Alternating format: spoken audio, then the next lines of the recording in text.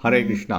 தெய்வ திரு ஆச பக்திவேதாந்த சுவாமி ஸ்ரீல பிரபுபாதர் விரிவான பொருள் உரைகளுடன் அருளிய ஸ்ரீமத் பாகவதம் காண்டம் 3 பகுதி 1 பராமரிப்பு அத்தியாயம் 4 விதுரர் மைத்ரேயரை தேடிச் செல்லுதல்.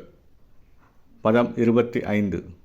விதுர உவாச்ச ஞானம் பரமஸ்வாத்மரஹ பிரகாசம் யத்தாக யோகேஸ்வர ஈஸ்வரஸ்தே வக்தும் பகவான்னோரிஹதியத்தி விஷ்ணோர் பிருத்யா ஸ்வ பிருக்யார்த்த கிருதஷ் சரந்தி. மொழிபெயர்ப்பு. விதுரர் கூறினார், உத்தவரே, பகவான் விஷ்ணுவின் தொண்டர்கள் பிறருக்கு நன்மை புரிவதற்காக சஞ்சரிப்பதால் பகவானாலேயே உங்களுக்கு உபதேசிக்கப்பட்ட அந்த ஆத்ம ஞானத்தை தயவு செய்து எனக்கு விவரிக்கும்படி வேண்டுகிறேன். பொருளுரை. பகவானின் தொண்டர்கள் உண்மையில் சமூகத்தின் தொண்டர்கள் ஆவர். மனித சமூகத்திற்கு உன்னத ஞானத்தை அளிப்பதைத் தவிர வேறு எண்ணம் அவர்களுக்கு இல்லை.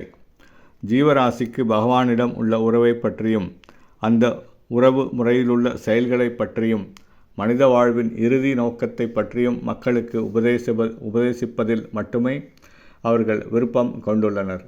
மனித வாழ்வின் உண்மையான நோக்கத்தை அடைய உதவக்கூடியது இந்த அறிவுதான். உண்ணுதல், உறங்குதல், புணர்தல் மற்றும் அஞ்சுதல் எனும் உடல் நிலைமைகளை பற்றிய அறிவு நிலையற்றதாகும். ஒரு ஜீவராசி உண்மையில் இந்த ஜட உடல் அல்ல, அவன் பரம ஜீவனின் நித்தியமான ஒரு பின்னப் பகுதி ஆவான். எனவே அவனுடைய ஆத்ம ஞானத்தை விழிப்புறச் செய்வது அவசியம்.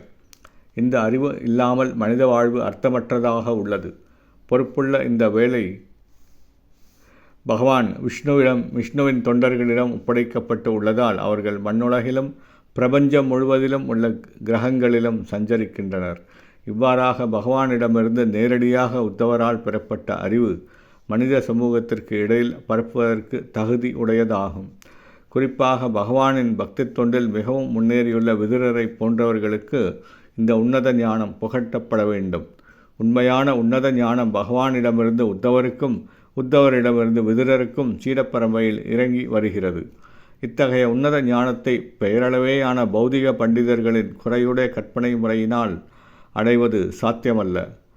விதுரர் பரமாம்ஸ்திதம் எனப்படும் மிகவும் இரகசியமான அறிவை உத்தவரிடமிருந்து அறிய ஆவல் கொண்டார். விதுரர் உத்தவரை விட வயதில் மூத்தவர் என்ற போதிலும் உன்னதமான உறவு முறையில் உத்தவரின் சேவகராக அவர் விரும்பினார். உன்னதமான சீடப்பரம்பரை என்னும் இம்முறை பகவான் சைத்தன்யராலும் கற்பிக்கப்பட்டது. ஒருவர் ஒரு பிராமணராகவோ அல்லது சூத்திரராகவோ ஒரு குடும்பஸ்தராகவோ அல்லது ஒரு சந்நியாசியாகவோ இருந்தாலும் அவர் கிருஷ்ண விஞ்ஞானத்தில் தனக்கு பரிச்சயம் உள்ளவராக இருப்பவரானால் அவரிடமிருந்து உன்னத ஞானத்தை ஒருவர் பெற்றுக்கொள்ள முடியும் என்று பகவான் சைத்தன்யர் அறிவுரை கூறுகிறார். கிருஷ்ண விஞ்ஞானத்தை அறிந்திருப்பவர் உண்மையில் ஒரு தகுதியுள்ள ஆன்மீக குரு ஆவார். ஹரே கிருஷ்ணா.